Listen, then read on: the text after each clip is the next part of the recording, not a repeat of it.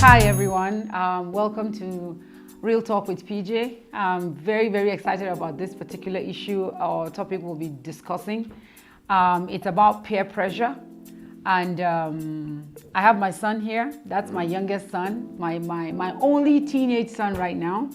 And you know, I decided to do this. I believe that God put this in my heart because most of the time when you talk about peer pressure, parents are the ones talking about it, or older people, or the people who don't come under that kind of thing called peer pressure.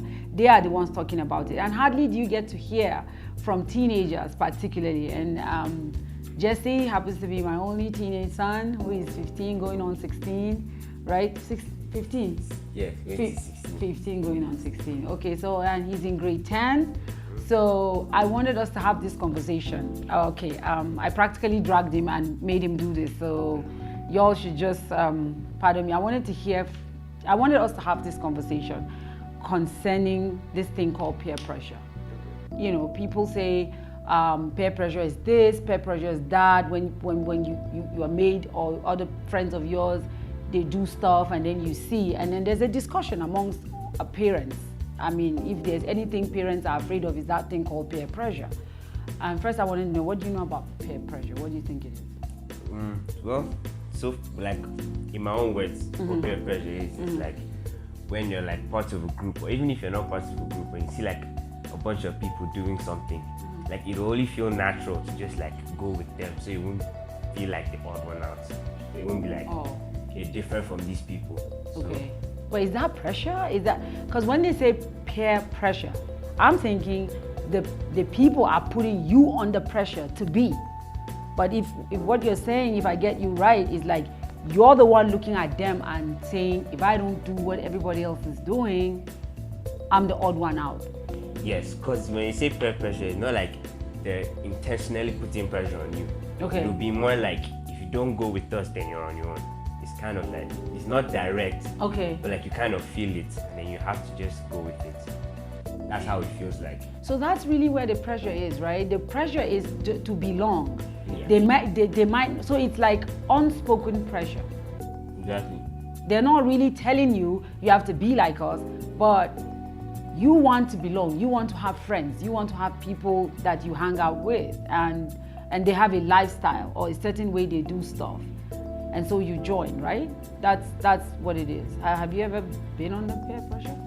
Yes, definitely. Really? Yes. Tell me about it. How? Okay, so like my first time when I went to the class, when I resumed.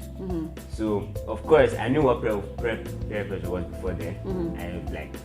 I know what these things are. But like it's not like if you know what it is, you're not going to face any troubles with it. So like you go to a new place, you see people doing different things. Naturally, you're going to want to like also follow them. So like you understand what's making them so happy, why they enjoy doing this so much. But like when you realize that what these set of people are doing is not what's like your heart doesn't want it.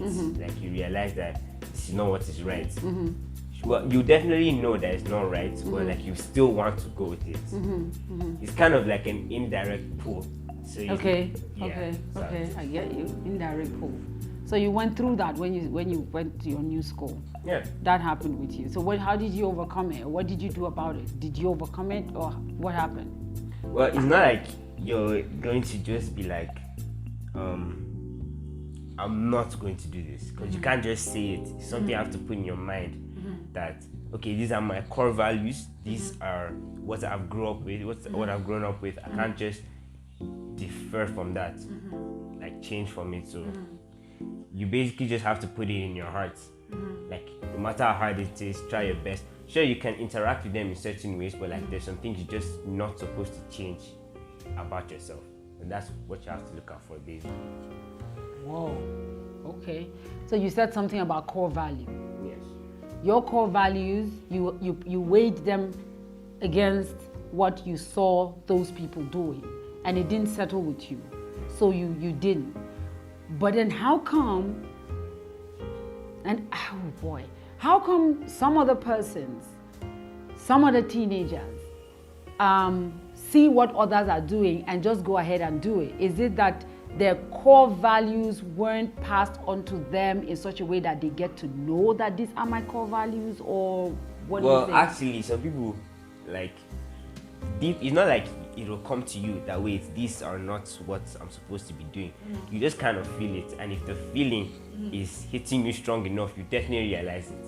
Okay. But like, if you see some certain people doing like this thing and you want to be a part of them, you will just kind of go with it until, like, I think it will reach a point that it will definitely hit your spirit that this is not right, and then it will.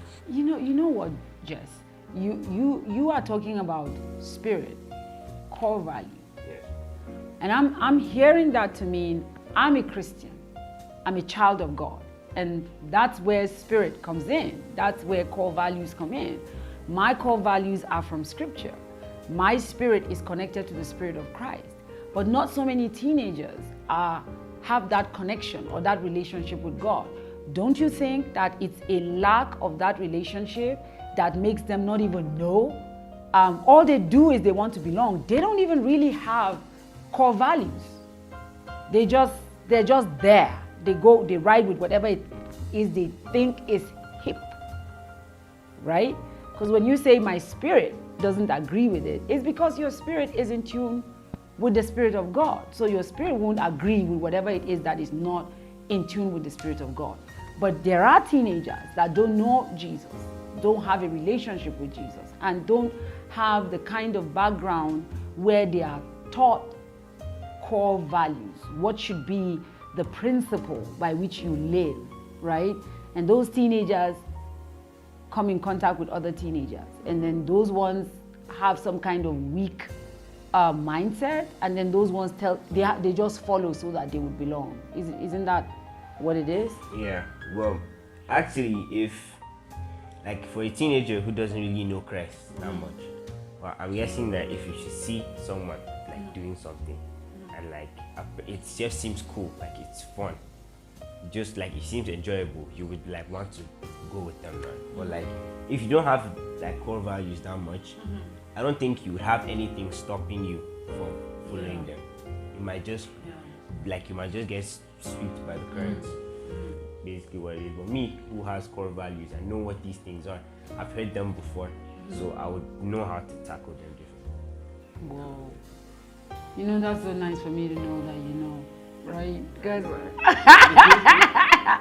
I'm telling you, I'm just so glad that, well, I bless God really that, you know, I'm able to raise a young man that has strength in his will to just say, this is not the way I want to go, and I'm ready to go the way that I'm raised, right? But how did that make you feel? Because at the end of the day, you will lose some friends, right? Yes. Those people you want to have as friends, you will lose them. Did you have to pass through that? Well, in my case, I didn't actually have to lose them. More like you could just keep them at a level that they know they can't change you, and that we can still be friends on a certain level. Okay. But just don't expect me to follow you if you're going to do something. Did I miss that? You missed me. Yeah. I just loved hearing that. Like, you know, because young people feel that they cannot, or teenagers, I would say, feel that they cannot have that much strength in their person to say, I'm going to relate with you, I don't have to be enemies with you, but you are not going to change this about me. I think it all depends on like the amount of confidence you have in yourself. That's right. If you believe you're somebody who can just be carried away by everything, then that's what's definitely gonna happen. Okay. It's not like what you say. Like what you say is definitely what's gonna happen. That's right. If you tell yourself that if this is so cool, I'm just gonna go with it, then it's definitely gonna happen. You might not say it, but that's your mindset, then it's gonna happen. That's right. If you tell yourself before you go there, this is what I've been raised by, even if you come from a place that doesn't have that much core values, put it in yourself as a human being. That's not right. Somebody you who's owe going it to yourself. You owe it to yourself to just be able to be honest with you and do the right thing for you, right? Yeah. Assuming you have parents, I mean, your parents are saved. You know, we come from a generation of people who met with Jesus. Bless God that, you know, you know my story. You've heard it too many times. Like sometimes you make me know, Mom, I heard that. I don't really need to hear it again, but yeah. Where's my story? I can tell it whatever number of times I want to tell it. But anywho, True. yeah, it's my story. I didn't grow up with, with Christian parents. I mean, I grew up with church parents, but they weren't born again. So it was different. I found Christ for me. And, I raised you guys always telling you, I want you to not just hear me from the pulpit, what I preach from the pulpit, but how we live at home. So you generally grew up seeing people have a relationship with Jesus, and then you met Christ. I remember, let me tell you Jesse's story. He doesn't like me saying that part. He was 4 years old, and 4 years old, I'm telling you for real, 4 years old. And I was passing by his room, and I heard him speaking in tongues. And the moment he saw me, he kept quiet. So I was asking him, go ahead, and then he stopped. And I think you ran off or something. Probably you can't remember. So I knew. I went to my husband. I said, Jesse is speaking in tongues. Jesse is speaking in tongues. And then he goes, I said, I heard him speaking in tongues. And then he called Jesse. My husband called Jesse, asked him, and then Jesse was just looking at him and all that. But that was how I knew he was filled with the Holy Spirit and with the evidence of speaking in tongues. And so let me say it to parents at this junction before we continue, Jess. Your child, you are your first, your child's first pastor. You are your child's first pastor. And if you live a certain way in church or act a certain way in church, and at home you're different, you're raising the child to not know that Christianity is what is real. And Christianity is not a garment you wear and take off. It's who you are. You're at home, you're in the market, you're wherever. That's who you are. Whatever speech comes out of your mouth. I heard you say, when your mindset and then how it comes out of your mouth or how you think it, that's exactly what you're going to become, and that's exactly what it is. So we found out that he was speaking in tongues, and that was it at 4 years old, before he could really make good sentences. And I'm saying that is absolutely possible.